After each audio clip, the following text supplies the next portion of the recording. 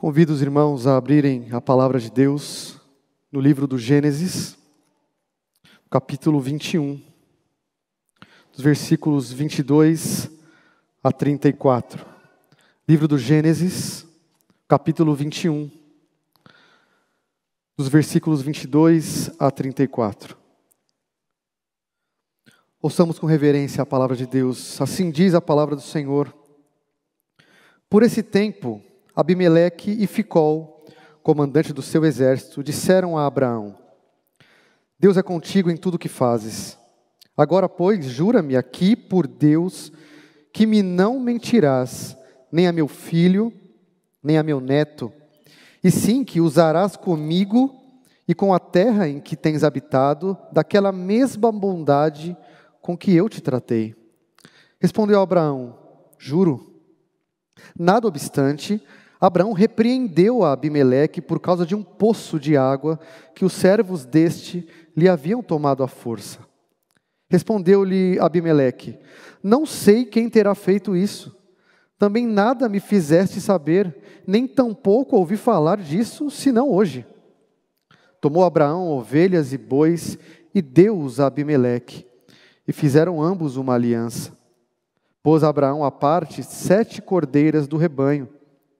Perguntou Abimeleque a Abraão: Que significam as 7 cordeiras que puseste à parte? Respondeu Abraão: Receberás de minhas mãos as 7 cordeiras, para que me sirvam de testemunho de que eu cavei este poço. Por isso se chamou aquele lugar Berseba, porque ali juraram eles ambos. Assim, fizeram aliança em Berseba. Levantaram-se Abimeleque e Ficol, comandante do seu exército, e voltaram para as terras dos filisteus. Plantou Abraão tamargueiras em Berseba, e invocou ali o nome do Senhor, Deus eterno. E foi Abraão, por muito tempo, morador na terra dos filisteus. Oremos. Senhor nosso Pai bendito, Tua palavra está aberta diante de nós. Pedimos agora, por amor do Teu nome, que o mesmo Espírito que inspirou esta palavra, seja aquele que aplique as verdades deste texto em nosso coração, para que vivamos em obediência à Tua palavra, para que sejamos alimentados e nutridos por ela. Usa, Senhor, a Tua palavra, usa o Teu servo, para que a Tua igreja seja santificada. Pedimos assim em nome de Jesus. Amém. A Bíblia é um livro maravilhoso, não é? Ela é repleta de passagens e histórias que nos alegram, que nos emocionam, que nos confortam e que nos confrontam também. E também ela tem alguns textos um tanto intrigantes, eu diria.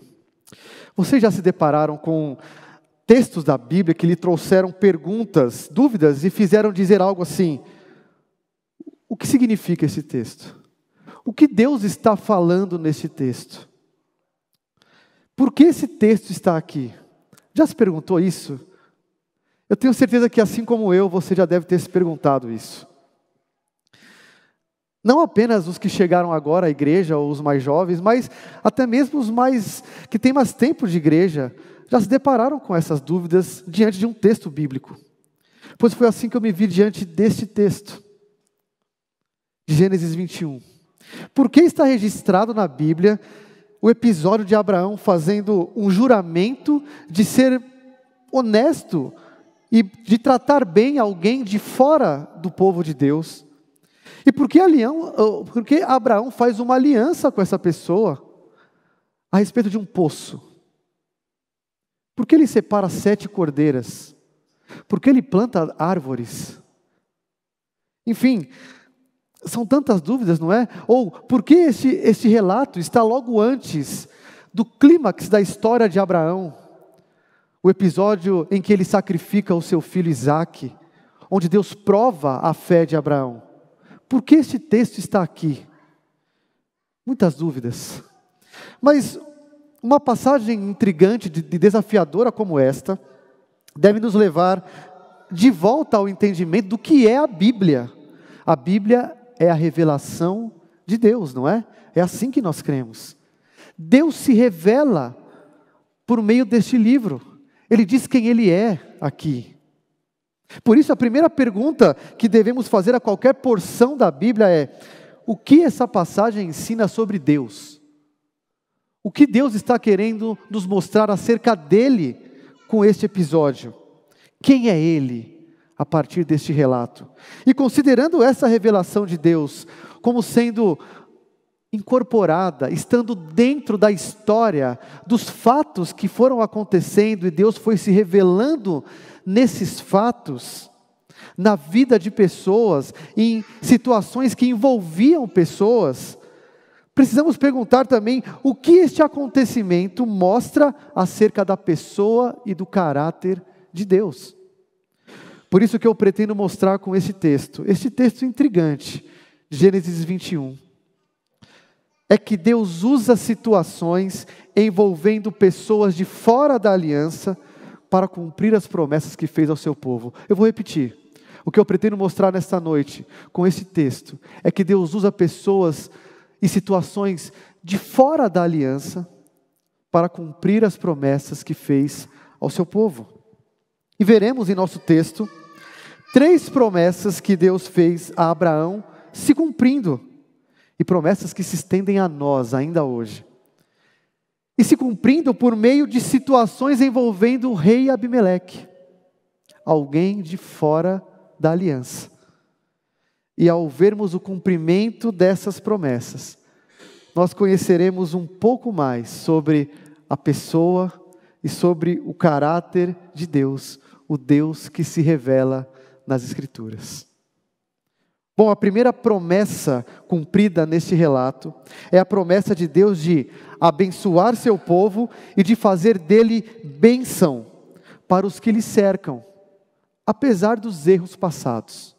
Primeira promessa, então, que está sendo cumprida aqui nesse texto, é a promessa de Deus de abençoar seu povo e de fazer dele bênção para os que lhe cercam, apesar dos erros passados. Isso está nos versículos 22 a 24. E para mostrar isso a vocês, nós precisamos tirar o zoom, o foco do nosso texto e olhar de forma mais ampla para o livro do Gênesis, especialmente a partir do capítulo 12, no qual está registrado o chamado de Abraão. E eu peço que você abra em Gênesis 12, de 1 a 3. Acompanhe comigo a leitura de Gênesis 12, de 1 a 3. Diz assim a palavra do Senhor, Gênesis 12. Ora, disse o Senhor a Abrão: sai da tua terra, da tua parentela e da casa de teu pai, e vai para a terra que te mostrarei. De ti farei uma grande nação, e te abençoarei, e te engrandecerei o nome. Sê tu uma bênção. Abençoarei os que te abençoarem, e amaldiçoarei os que te amaldiçoarem. Em ti serão benditas todas as famílias da terra. Agora eu quero que você preste muita atenção aqui. Esse texto de Gênesis 12 é um texto que eu vou usar uma analogia. Dele saem 3 fios que vão conduzir a Bíblia toda até Apocalipse. Eu quero que você pegue o primeiro fio que sai daí. É o fio de uma promessa chamada bênção. Meu foco aqui, por hora então, é que Deus promete a Abraão que o abençoará e fará dele bênção para todas as famílias da terra, ou seja, pessoas de todos os lugares, e engrandecerá o seu nome. Além disso, Deus promete também em Gênesis 12, que abençoaria quem abençoasse Abraão. O ponto aqui é que o que está sendo prometido a Abraão é bênção. E que ele também seria canal de bênção. Guarde isso, segura esse fio chamado bênção como uma promessa de Deus a Abraão. Pois isso é muito importante para o desenrolar da história do patriarca e para entendermos o nosso texto de hoje. Bom, o versículo 22 do texto, Gênesis 21, volte lá, diz o seguinte: por esse tempo, que tempo? O tempo em que Abraão se estabeleceu com Sara e com o seu clã, em Neguebe, fixando as suas tendas em Gerar. Se você conhece o mapa da Palestina, nós estamos falando aqui do extremo sul daquela região. Consegue visualizar o extremo sul da Palestina, uma região desértica que dá para o deserto rumo ao Sinai, rumo ao Egito. É dessa região que nós estamos falando, o Negueb. E ali está Gerar, cidade cujo rei é Abimeleque. Na verdade, provavelmente não era o nome dele, isso era um título. Em hebraico significa, meu pai é rei. Assim como Faraó não é um nome, é um título. Abimeleque provavelmente era um título do rei daquela região de Gerar. E foi nesse lugar ali, onde Abraão fixou suas tendas, que Isaac nasceu. E foi desmamado. Isso está no capítulo 21. A partir do versículo 1, Isaac nasce ali, e cerca de 3 anos depois, Abraão dá um banquete do desmame de Isaac. É nesse tempo que vai acontecer o encontro de Abraão com Abimeleque. Por esse tempo, continuando então o nosso texto, capítulo 21, versículo 22, Abimeleque e Ficol, comandante do seu exército, disseram a Abraão: Deus é contigo em tudo o que fazes. Olha aqui para mim, pare para pensar um pouco. O que eles disseram a Abraão? Abraão, nós temos visto que você é abençoado. Deus é com você. Você é alguém abençoado, Abraão. Mas a pergunta é, quem são Abimeleque e Ficol para dizerem isso de Abraão? O que eles sabem de Abraão para dizer, Deus é contigo? E eu suspeito que eles soubessem de alguns acontecimentos espantosos acerca de Abraão. Primeiro, em Gênesis 13, 2, é dito que Abraão era muito rico, possuidor de ouro, prata e muito gado. Tanto gado que ele não conseguiu ficar no mesmo lugar que seu sobrinho Ló, não é? Eles tiveram que se separar porque não cabia, a terra não suportava os rebanhos. Abraão era respeitado, porque naquele contexto, alguém que tinha muita posse era alguém abençoado pelo seu Deus. Segundo, Abraão, comandando 318 homens de seu exército, venceu 5 reis. Isso está em Gênesis 14. E lembre-se, Abraão não é um solitário indo ao lado de Sara, e meia dúzia de ovelhas caminhando por Canaã. Não é isso, a gente tem essa ideia, não é? Não é isso. Abraão era poderoso. Ele tinha pelo menos 318 homens de guerra. Tente imaginar quantas mulheres e crianças não tinham a mais desse clã de Abraão. Ele era um homem poderoso. E isso engrandeceu o seu nome naquela região. Ele venceu 5 reis. Provavelmente, quase certo, que Abimeleque e Ficol ficaram sabendo disso. Terceiro, eu estou falando aqui como é que Abimeleque e Ficol, por que eles disseram, Abraão, Deus é contigo. Terceiro, no episódio em que Abraão chega em Gerar, naquela região sul, e Abimeleque toma Sara, capítulo 20. Abimeleque toma Sara como uma de suas mulheres, porque Abraão e Sara fazem um complô de mentirem, dizendo que eles são irmãos. Lembre-se disso? Quando Abimeleque toma Abraão, e depois todo esse conflito é resolvido, Abimeleque dá presentes a Abraão. Ovelhas, gado, servos e servas e dinheiro. Para compensar o que Abimeleque havia feito com Sara. E Abraão ora por Abimeleque, e as mulheres dele deixam de ser estéreis. Está no capítulo 20. Abraão torna-se um canal de bênção para Abimeleque. Em quarto lugar, o nascimento de Isaac, no capítulo 21. É uma evidência de que Abraão foi abençoado com um descendente depois de idoso. Junte todas essas evidências agora e pense como Abimeleque, que vai em companhia de seu general, comandante Ficol, provavelmente aqui uma visita muito formal, muito séria, uma visita oficial, e dizem, Abraão, visivelmente você é abençoado. Nós estamos vendo isso. Deus é contigo. Eles entenderam quem era Abraão e concluíram, Deus é com aquele homem.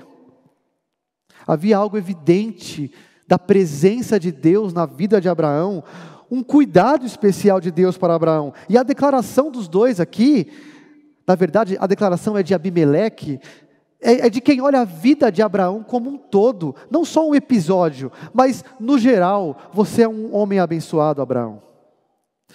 Nós vemos Deus operando em sua vida. Irmãos, eu me pergunto se e o quanto de Deus é perceptível, é observável em nossa vida. Será que pessoas de fora do povo de Deus olham para nós e dizem assim: essa pessoa é abençoada? Dá para perceber. Tem alguma coisa de diferente nela. Eu não estou falando aqui de posses, eu não estou falando aqui de bens materiais. Sim, Deus nos abençoa também com isso, mas não é sobre isso que estamos tratando, não é isso que significa ser abençoado. A percepção de que Deus está conosco não se dá por meio das coisas que nós temos, e nem se dá por um momento em nossa vida. Pois assim como Abraão, nós erramos. Ele mentiu no capítulo 20, não é? Ele ficou com medo e mentiu para Abimeleque, dizendo que Sara era sua irmã. Será que seus colegas de trabalho, adolescentes, jovens, será que seus colegas de escola, será que seus vizinhos poderiam dizer: olha, eu tenho percebido na sua vida que Deus é com você? Será que o bairro onde nossas igrejas estão poderiam dizer: Deus é com aquele povo ali? Irmãos, Deus prometeu bênçãos, e esse é meu ponto aqui, ao seu povo. E bênçãos são observáveis. Jesus falou algo assim, ó: não se acende uma lamparina e coloca um cesto em cima dela, não é? Não se faz isso. Ao contrário. Coloca-se ela em cima da mesa. Assim, brilhe também a vossa luz diante dos homens, para que vejam as vossas boas obras e glorifiquem vosso Pai que está nos céus. Mateus 5, 14 a 16. E sabe qual é a maior bênção que você e eu recebemos? Está em Efésios 1, 13 e 14, eu vou ler para você, ouça com atenção. Bendito o Deus e Pai de nosso Senhor Jesus Cristo, que nos tem abençoado com toda a sorte de bênção espiritual nas regiões celestes, assim como nos escolheu nele, antes da fundação do mundo, para sermos santos e irrepreensíveis perante ele. Irmãos, a salvação é a maior bênção que você já recebeu. Você foi perdoado, você foi perdoada. Não tem bênção maior do que essa. E essa bênção tem que ser perceptível, observável em nossa vida. Apesar de pecados fazerem parte da caminhada, infelizmente nós somos novas criaturas, e essa novidade de vida em que vivemos tem que ser evidente para os que são de fora. Não é opcional. Não existe cristão secreto nesse sentido. Não existe. Mas veja que, após dizerem isso, Abraão, Deus é contigo em tudo que fazes. Abimeleque propõe um juramento a Abraão. Um juramento diante de Deus. Que Abraão não minta mais ao rei, nem aos seus descendentes. Abraão mentiu e isso causou problemas. Então Abimeleque vai para ele e diz: Abraão, não faça mais isso. Jura que não vai fazer mais isso. E que ele pede a Abraão que jure também tratar com bondade, com misericórdia, Abimeleque e a terra onde agora ele está morando, habitando. Da mesma forma que Abimeleque tratou Abraão, com bondade e com misericórdia também, dando-lhe servos, servas, gado, ovelhas e dinheiro. Veja que claramente, perceba isso, Abimeleque reconhece que Abraão é superior a ele. É Abimeleque que vai ao encontro de Abraão para propor algo. Ele reconhece que Deus é com aquele homem. É verdade, eu sei, Abraão havia mentido para Abimeleque no episódio de Sara, e agora o rei Abimeleque faz Abraão jurar que não mais fará isso e que abençoará a descendência e a terra de Abimeleque, tratando-o com bondade e com misericórdia. E Abraão jura, versículo 24. Veja, há algo importante aqui. Um juramento naquela cultura, é triste ter que dizer isso, naquela cultura e não mais. Estamos vendo isso aqui hoje, na nossa cultura ocidental. Um juramento era algo de extrema importância e de extremo valor. Não se voltava atrás em juramentos. Como está diferente hoje, não é? Que tristeza estamos vivendo. Juramentos não têm mais valor. Naquela cultura, um juramento era algo que tornaria uma transação irrevogável. Não se volta atrás quando se jura. Quer um exemplo? Um pouco mais para frente, Gênesis 25, no episódio de Esaú e Jacó, quando Esaú chega com fome em casa, e Jacó está preparando uma comida, Esaú pede aquela comida, ele está com fome, não tinha caçado nada, e Jacó diz: só se você me der em troca o seu direito de irmão mais velho. Lembra-se disso? E Esaú fala: por que me serve esse direito se eu estou com fome? Tá bom. Então, antes de dar o prato de comida, Jacó faz o quê? Jura agora. E Esaú jura. Então come. Esaú perdeu o seu direito e o juramento tornou irrevogável isso. Ele sabia disso. Essa é a cultura. Um juramento verbal era algo muito sério. E Abraão jura isso. Irmãos, eu estou pintando esse quadro todo para que você perceba que o que está sendo cumprido aqui com esse juramento é que, por causa da evidência da bênção de Deus sobre Abraão, Abraão está sendo um canal de bênção para outros. Abraão está abençoando uma nação. Nós lemos na liturgia o Salmo 67. Louvem-te os povos, ó Deus. Os povos todos. Deus está abençoando. Deus abençoa Abraão para que ele se torne um canal de bênção para outros agora. É isso que esse juramento do versículo 22 a 24 estão dizendo para nós. Abraão, por ser abençoado, se torna canal de bênção. Lembra o fio que eu pedi para você segurar de Gênesis 12? Qual era a primeira promessa dada a Abraão? Bênção. Eu vou te abençoar e vou fazer de você bênção para outros. Isso está sendo cumprido aqui nesse juramento. Deus está abençoando Abraão com paz e com uma boa convivência naquela região e fazendo dele um abençoador por meio de um acordo com alguém de fora da aliança. E apesar dos erros do passado, Deus cumpre sua promessa de abençoar seu povo e torná-lo bênção. Irmãos, essa bênção chega ao seu clímax, ao seu ponto alto, ao seu ponto final, quando pisa na Palestina o descendente de Abraão. Aquele que foi pendurado numa cruz, o abençoado e o abençoador maior que Abraão. Para que, segundo escreve o apóstolo Paulo em Gálatas, para que a bênção de Abraão chegasse aos gentios em Jesus Cristo, a fim de que recebêssemos pela fé o Espírito prometido. Irmãos, Jesus é a evidência última de que Deus cumpre a sua promessa de abençoar seu povo e fazer dele bênção para outros povos. Jesus é a evidência final. Nós, a igreja, somos esse povo. E Deus continua abençoando o seu povo, como prometeu a Abraão, e fazendo do seu povo, de nós, bênção para outros. A promessa continua se cumprindo em nós, na igreja. Abençoados e abençoadores. Essa é a primeira promessa que Deus cumpre ao seu povo. A segunda promessa que Deus cumpre aqui está nos versículos 25 a 32. É a promessa de garantir continuidade do seu povo, garantir a continuidade do seu povo, apesar das ameaças que o cercam. Deus está cumprindo a promessa de garantir continuidade do seu povo, apesar das ameaças que o cercam.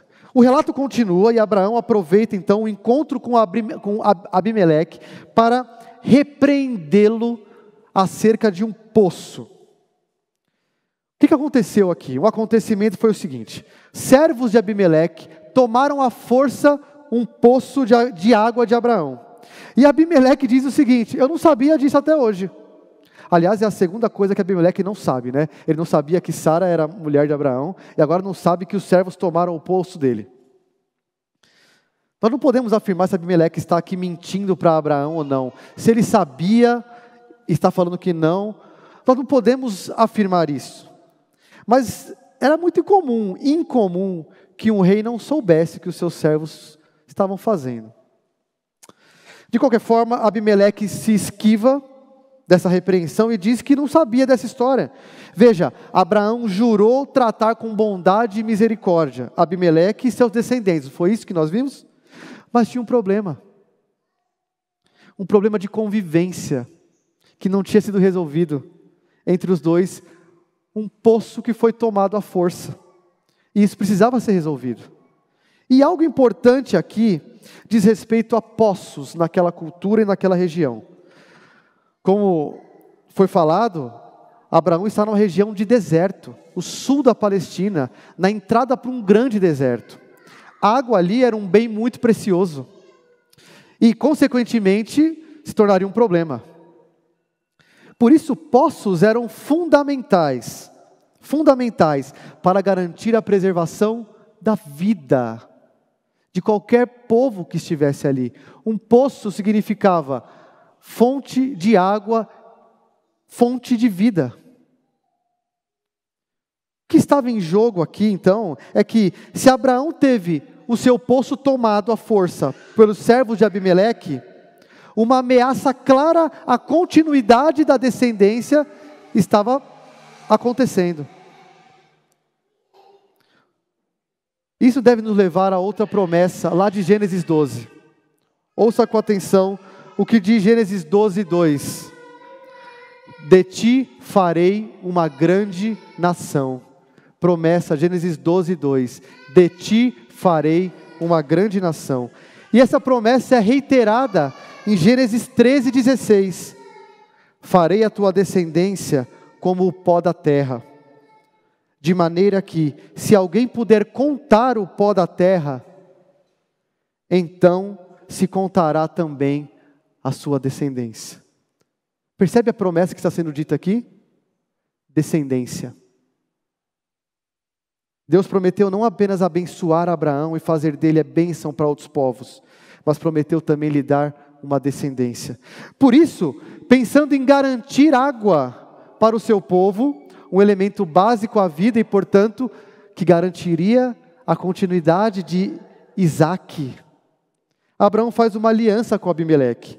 É ele quem agora toma ovelhas e bois. Veja aí, está no capítulo 21, versículo 27.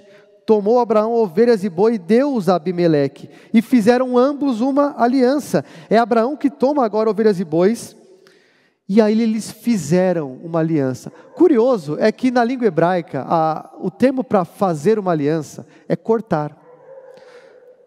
Eles cortaram uma aliança. Como é que era uma aliança naquele contexto? As partes, as pessoas que estavam em aliança, cortavam animais ao meio, pegavam as partes e faziam como um corredor no meio dessas partes. E os dois passavam no meio, como que dizendo: se um de nós não cumprirmos o trato, acontecerá conosco o que aconteceu com os animais. Por isso que o verbo ali é cortar uma aliança. Então eles cortaram uma aliança. Mas Abraão, é curioso agora, inclui um anexo nessa aliança. Ele separa 7 cordeiras do rebanho e as dá a Abimeleque, como testemunhas de que foi Abraão que cavou esse poço. Abraão diz: olha, Abimeleque, 7 cordeiras do meu rebanho estão aqui para serem testemunhas de que esse poço é meu. Eu cavei esse poço. E aqui é algo muito interessante. Na língua hebraica, as palavras 7, o número 7 escrito, e a palavra juramento ou jurar são muito similares. O termo é Sheba, e Ber é poço. Ber-sheba, o poço do juramento, ou o poço das 7. Essa dualidade, esse jogo de palavras, parece ser proposital. O nome traria esse duplo significado, um poço onde foi feito um juramento com 7 cordeiras. O poço das 7, Ber-sheba. Por isso o nome. E Berseba ficou estabelecida ali no sul, como o limite, o extremo sul da terra de Canaã. Você já deve ter lido na Bíblia, de Dan a Berseba, você já leu isso? Dan era o extremo norte. É como no Brasil, assim, dizer, do Oiapoque ao Chuí, já ouviu isso? É de Dan a Berseba. De Dan no norte, a Berseba no sul. Berseba é um marco da terra. Veja que importância tem essa cidade para o contexto bíblico da terra. Abraão estava assegurando ali provisão para que a descendência continuasse. A água era muito importante. E por que tudo isso é significativo aqui? Se você voltar ao capítulo 20, Abraão colocou em risco a aliança, mentindo sobre a sua relação com Sara. Ele disse a Abimeleque que eles eram irmãos. Abimeleque tomou Sara para si como uma das mulheres de seu harém. E isso colocou em risco a descendência prometida. Imagina, Sara seria uma das mulheres de Abimeleque. Acabou a promessa. Não terá mais descendente. Mas Deus não deixa isso acontecer. Agora, no capítulo 21, a descendência de Abraão está de novo em risco. Só que agora porque um poço de água foi tomado. Viver sem água ali era uma sentença de morte. A descendência estava em risco. Mas com essa aliança envolvendo o poço, Abraão garantiu a provisão para continuar a descendência. Deus estava cumprindo a sua promessa, usando complicações do passado, pessoas de fora da aliança, a promessa de uma descendência a Abraão. E essa promessa estava sendo garantida por meio dessa aliança. Irmão, sabe o que isso nos ensina? Que o povo de Deus, a igreja de Cristo, nunca será apagada da história. Nunca.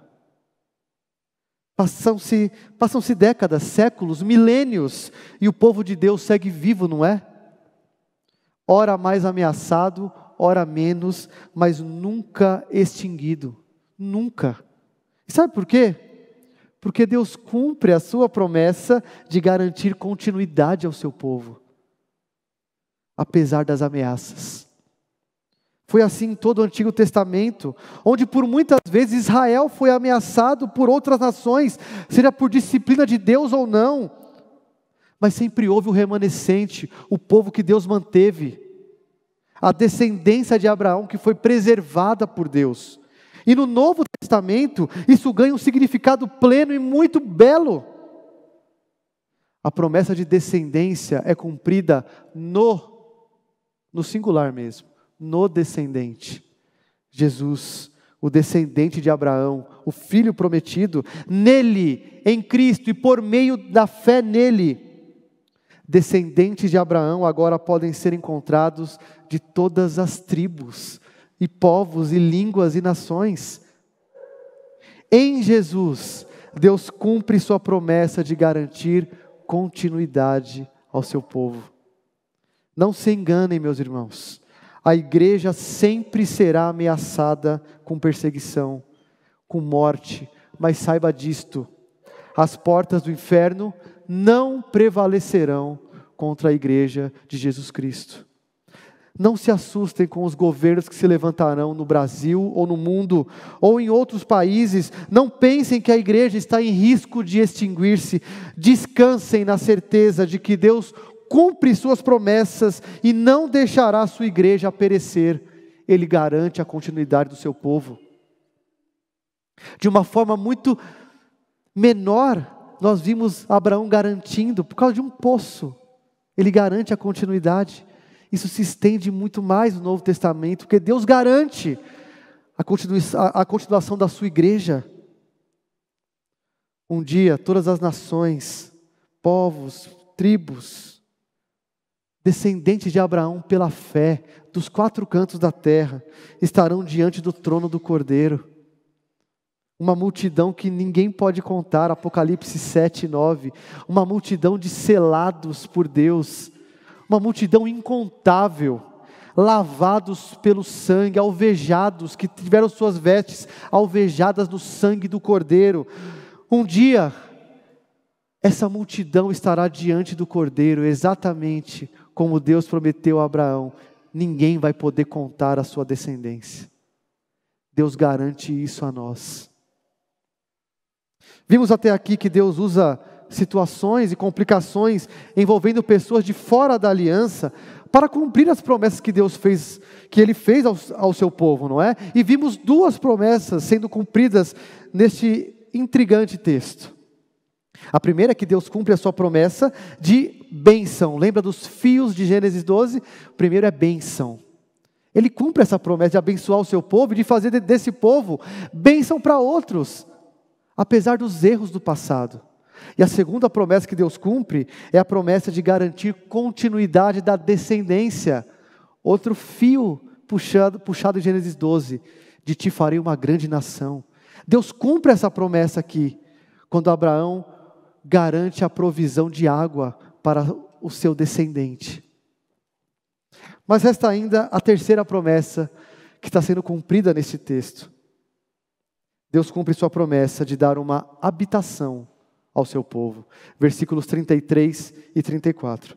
Os versículos 33 e 34 dizem que Abraão plantou tamargueiras em Berseba, no local do juramento e do poço, e invocou ali o nome do Senhor, Deus eterno. E foi Abraão por muito tempo morador na terra dos filisteus. Essa é a terra dos filisteus que vai aparecer depois. Esse nome vem depois, mas é ali que os filisteus estão, em Gerar, no sul da terra de Canaã.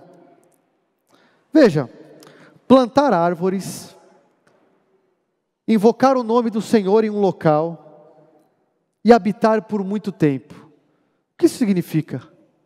Terra. Isso significa terra, local. Abraão se estabeleceu na terra. A terra, a partir daquele momento, era dele.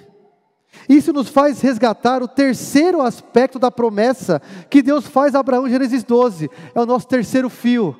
Gênesis 12, 1 diz: vai para a terra que eu te mostrarei. Em Gênesis 13, 14, isso é expandido, e Deus diz assim: disse o Senhor a Abraão, depois que Ló separou-se dele: ergue os olhos e olha, desde onde estás, para o norte, para o sul, para o oriente, para o ocidente, porque toda esta terra que vês, eu te darei, a ti e a tua descendência, para sempre. Terra, essa é a terceira promessa: bênção, descendência e terra. Deus promete dar um local de habitação para o seu povo. E ao final deste relato, essa promessa está começando a se cumprir. É dito aqui que Abraão planta tamargueiras e invoca o nome do Senhor. Tamargueiras são árvores do deserto. São muito fortes, são muito resistentes ao clima e às condições daquela região desértica, e que podem chegar a 6 metros de altura, com folhas, são folhas pequenas, mas que elas puxam o sal do solo. Inclusive as cabras gostam muito dessa folha salgada, é um alimento para as cabras, e quando elas crescem, as tamargueiras fazem uma sombra muito agradável. O que Abraão está fazendo ao plantar tamargueiras ali? Ele está preparando um local de descanso, e um local de invocação do nome do Senhor. Ele está preparando um local onde haveria sombra, água, provisão para o seu rebanho. Uma árvore concede alívio de calor, não é? e serve de memorial sobre o que aconteceu ali. Deus cumpriu suas promessas de bênção, de garantir continuidade, porque o poço agora é meu. Tem uma aliança firmada, um juramento feito. Abraão agora sabe quem é o Deus dele. É o Deus eterno. Ali ele adora a Deus, o Deus que não tem começo e não tem fim, o Deus que não passa, o Deus que vai levar até o fim as suas promessas, porque as promessas que faz ao seu povo são eternas. Não somente porque ele é fiel, mas porque ele é eterno. Abraão invoca ali a Deus: árvore, poço, terra. Nós sabemos que a terra para o povo de Israel era algo muito importante, não é? No Antigo Testamento, se tem algo importante para o povo de Israel, é terra. E Deus tirou o povo da terra algumas vezes como disciplina, levando-os para um exílio, ou então permitindo que outros povos invadissem aquela terra, destruindo tudo, tomando a terra deles. Até hoje, aquela região da Palestina é um conflito por causa de quê? De terra. De quem é essa terra? Sabe o que isso quer dizer? Que há um cumprimento superior para o povo de Deus acerca de terra. Há uma Berseba superior. Há uma Berseba permanente. Onde o povo de Deus desfrutará de descanso e provisão junto à fonte da água da vida. A terra de Canaã é só uma sombra do local onde o povo de Deus habitará para sempre. Novos céus e nova terra. É lá onde Jesus está nos preparando morada, não é? Ele disse, João 14, eu estou preparando morada para vocês. Onde não haverá mais sede, onde o sol não arderá sobre os que lá estiverem, pois o Cordeiro os apacentará e os guiará para as fontes da água da vida. Irmãos, nós ainda não chegamos em casa, na terra que nos está prometida. Será esta aqui, transformada, redimida, renovada, mas ainda não chegamos. A minha pergunta para você é: você tem alguma dúvida de que habitaremos na terra em que Ele nos prometeu? Como ter? Deus cumpre as promessas que fez ao seu povo de dar habitação a Ele, onde o nome dEle será louvado, invocado eternamente. Leia o livro do Apocalipse. É louvor, é sempre louvor. Novos céus e nova terra, é muito louvor na nova terra. Deus cumpre a sua promessa de dar habitação ao seu povo. Já experimentamos um pouco disso aqui, mas há um cumprimento superior para nós. Sim, a Bíblia tem sim textos intrigantes, como este, não é? Textos que nos trazem perguntas, como eu disse no início, que muitas vezes uma leitura rápida e superficial, nós não conseguimos entender o que o texto nos diz. Mas eu creio que agora, diante do que vimos, podemos responder aquelas perguntas que eu deixei no início. Por que Abraão fez o juramento de tratar bem alguém de fora da aliança? Porque ele fez uma aliança com essa pessoa acerca de um poço. Porque ele separou 7 cordeiras. Porque ele plantou árvores. Acho que você já consegue responder isso. E essas respostas, todas elas, dizem respeito a quem? A Deus, não é? Ao Deus que se revela na Bíblia, porque toda porção da Bíblia revela algo sobre Deus, porque é a revelação de Deus. Nós vimos que o nosso texto diz respeito a Deus cumprindo suas promessas de abençoar seu povo e fazer dele bênção, de garantir continuidade de descendência, apesar das ameaças, e de garantir uma habitação, terra para o seu povo. É isso que Deus ensina nessa passagem. Ele cumpre suas promessas, por meio ou usando pessoas, até mesmo de fora da aliança. Mas ainda resta uma pergunta: por que esse relato está aqui, neste lugar, no final da história de Abraão, logo antes do grande clímax da história desse patriarca, que é o episódio que ele oferece Isaac como sacrifício? Por que está aqui essa história? E eu sugiro uma resposta.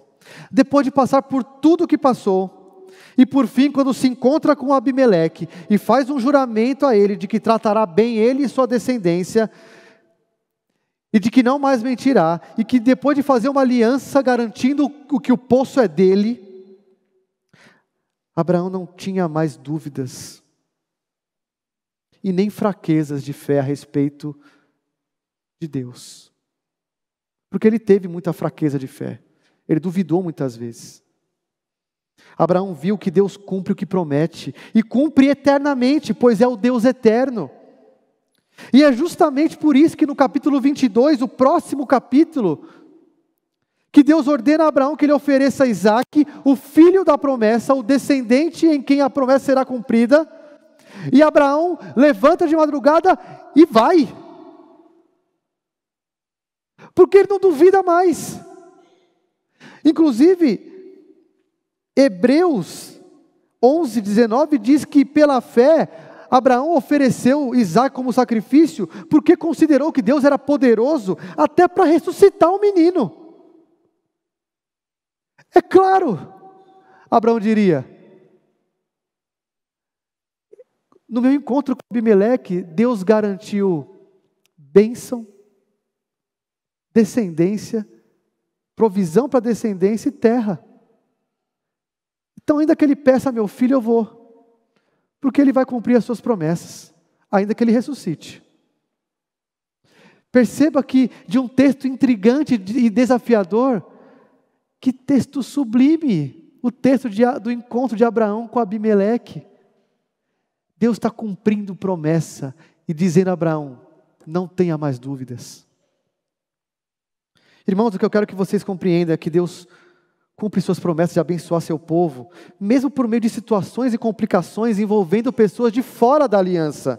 Não foi assim com os remanescentes do povo de Israel, que foram libertos do cativeiro da Babilônia por Ciro, um rei persa de fora da aliança. Deus usou Ciro. Não foi assim na morte de Cristo, na qual Deus usou Pilatos, Herodes, gentios e judeus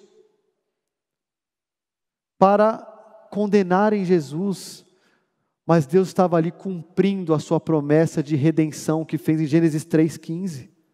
Ele usou pessoas de fora para cumprir as suas promessas. Deus continua fazendo isso. Deus usa pessoas de fora da aliança para abençoar seu povo e cumprir promessas. Talvez, a partir de hoje, a sua relação com o seu patrão, que não é cristão, por exemplo, seja diferente. Deus usa o seu patrão para prover o sustento a você. E sustento do que é necessário é uma promessa de Deus. Ele cumpre suas promessas usando gente de fora da aliança. Saiam daqui esta noite confiantes na fidelidade do Deus eterno. Saiam daqui esta noite seguros dessa fidelidade, porque ela é eterna, igual ao nosso Deus. Eu não posso terminar esse sermão cujo texto base fala de um poço no deserto, sem me lembrar de João capítulo 4. O encontro de Jesus com uma mulher à beira de um poço. O encontro de Jesus com a mulher samaritana. Não era o poço de Berseba, não. Era mais para o norte um pouco, era em Samaria. Era o poço de Jacó. Depois de um diálogo tanto inusitado de Jesus com essa mulher, Jesus diz assim a ela: quem beber dessa água do poço que você está pegando aí para matar sua sede, tornará a ter sede novamente. Mas quem beber da água que eu lhe der, nunca mais terá sede. Pelo contrário, a água que eu lhe der será nele uma fonte a jorrar para a vida eterna. Minha palavra para você que está aqui esta noite e que não faz parte do povo de Deus, da descendência de Abraão pela fé, do povo que é abençoado e que é abençoador, do povo que é canal de bênção para outros, do povo que habitará para sempre os novos céus e a nova terra, junto às águas de descanso. Minha palavra para você é esta: creia em Jesus Cristo, arrependa-se dos seus pecados, e a promessa é de que essa sede que tem dentro de você, que você insiste em tentar saciar com coisas que não saciam, essa sede que sempre volta, a promessa para você é que essa sede será para sempre saciada. Para sempre saciada. E depois de tudo que nós ouvimos hoje, eu te pergunto, você acha que Ele não cumprirá as suas promessas? Vamos orar. Senhor Deus eterno, bendito seja o Teu nome, pelos séculos dos séculos. Bendito seja o Senhor, que cumpre as suas promessas, cumpre as promessas que faz ao seu povo. O Senhor nos abençoa e faz de nós abençoadores. O Senhor continua expandindo o teu povo, filhos de Abraão pela fé, por meio da pregação do Evangelho. A tua igreja nunca será extinguida, louvado seja o teu nome por isso, porque o Senhor garante que isso nunca acontecerá. E nós te louvamos também, porque o Senhor garante que habitaremos novos céus e nova terra, onde teremos descanso pleno, onde seremos plenamente saciados.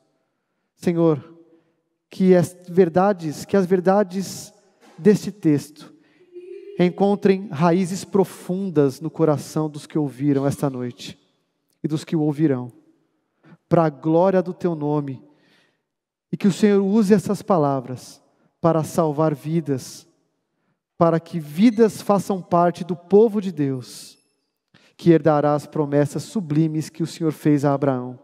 Louvado seja o teu nome, que usa soberanamente pessoas de fora da aliança para cumprir suas promessas ao seu povo. Receba o nosso louvor e a nossa adoração, em nome de Jesus. Amém. Amém.